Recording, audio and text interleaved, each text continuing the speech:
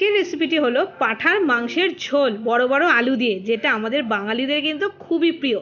তো চলো রেসিপিটা শুরু করা যাক।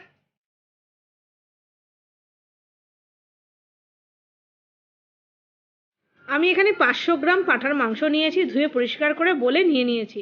তো 500 গ্রাম পাঁঠার মাংস বানানোর জন্য কি কি লাগছে একবার তোমাদের দেখিয়ে দিই। তো 250 মতন পেঁয়াজ নিয়েছি, বড় ছোট মিলিয়ে 250 পেঁয়াজ, বড় একটা টমেটো, গোটা একটা রসুন নিয়েছি, এটা আমি ছুলে পরিষ্কার করে নেব। এতটা মতো আদা নিয়েছি, আর 6খানা বড় বড় আলু নিয়েছি। চলো এবার আগে এগুলো চপ করে নেব। আর শুকনো মশলার মধ্যে নিয়েছি পরিমাণ মতো লবণ, 1 চামচ হলুদ, 2.5 চামচ লঙ্কার গুঁড়ো, আর 2 চামচ জিরের গুঁড়ো। আর লঙ্কার গুঁড়ো পরিমাণটা তোমরা বাড়িয়ে বা কমিয়ে নেবে। আর এদিকে আমি নিয়েছি 2.5 চামচ টক দই।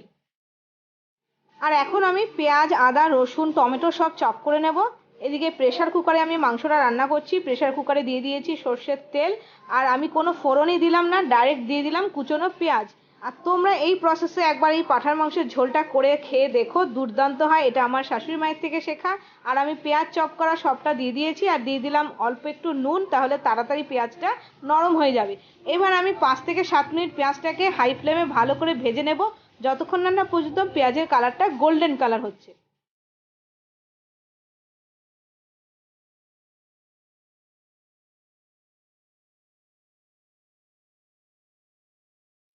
আর এদিকে আমি সাইডে একটা কড়াইয়ের মধ্যে 1 থেকে 1.5 চামচ মতন সর্ষের তেল দিয়ে আলুগুলো ভাজতে বসিয়ে দিয়েছি। আর যেহেতু পাঁঠার মাংসের ঝোল বড় বড় আলু দেবো, তাই জন্য আলুগুলো আমি গোটা রেখেছি। তো টোটাল পেঁয়াজটা আমার ভাজতে 10 মিনিট লেগেছে। দেখুন পেঁয়াজের কালারটা সুন্দর এসে গেছে। এইবার আমি সব মশলা দেব। প্রথমে দিয়ে দেবো রসুন, এখানে 1.5 চামচ মতন রসুন হয়েছে, রসুনটা দিয়ে দিলাম। আর তারপরে দিয়ে দেবো 2 চামচ মতন আদা হয়েছে, এই আদাটা দিয়ে দিলাম। আদার কোয়ান্টিটি তোমাদের আগেই দেখিয়ে দিয়েছি।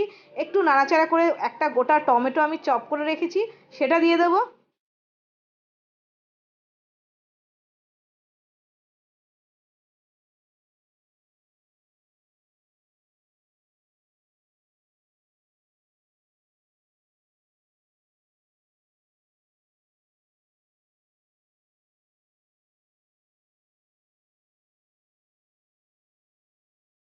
আর টমেটো দিয়ে আমি 1 সেকেন্ড মতন একটু নাড়াচাড়া করে নিয়েছি। তারপরে দিয়ে দিলাম সব শুকনো মশলাগুলো, আর শুকনো মশলাটা দিয়ে একটু বাটি ধুয়ে জল দিয়ে দিলাম।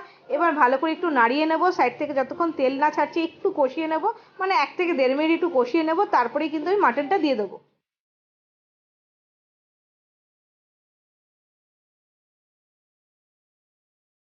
তো মশলাটা আমি কষিয়ে নিয়েছি, এবার আমি মাটনটা দিয়ে দিচ্ছি।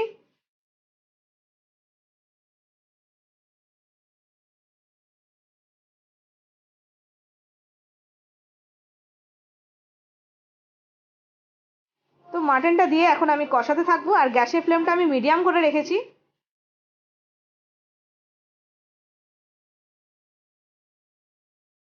গ্যাসের ফ্লেমটা আমি মিডিয়াম রেখে কিন্তু আমি কষিয়েই যাচ্ছি। এটা কষাতে কিন্তু অনেকটা টাইম লাগে, আর মাটন বা চিকেন যাই বলো, একটু কষালে কিন্তু ভালো টেস্ট হয় খেতে। যে কোনো রান্নাই কষালে ভালো হয়, কিন্তু মাংস কষালে আরও বেশি টেস্ট হয়। তো মাংস কিন্তু ভালো করে কষাতেই হয়। তো 5 থেকে 7 মিনিট কষানোর পরে আমি ফ্যাটানো টক দই দিয়ে দিলাম। দেখো সাইড থেকে তেল অলরেডি ছেড়ে দিয়েছে। আর টক দই দেওয়ার সময় গ্যাসের ফ্লেমটা কিন্তু আমি একদম মানে সিম করে দিয়েছিলাম, লো করে রেখেছিলাম, না হলে টক দই দেওয়ার সাথে সাথে কিন্তু ফেটে যায়।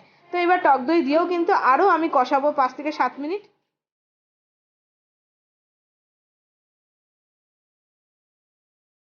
টোটাল 10 মিনিট মতন কষানো কিন্তু আমার হয়ে গেছে, তারপরেও কিন্তু আরও আমাকে কষাতে হবে। এবার আমি ভেজে রাখা আলুটা দিয়ে দিলাম, আলু দিয়ে কিন্তু আবার আমি কষাবো।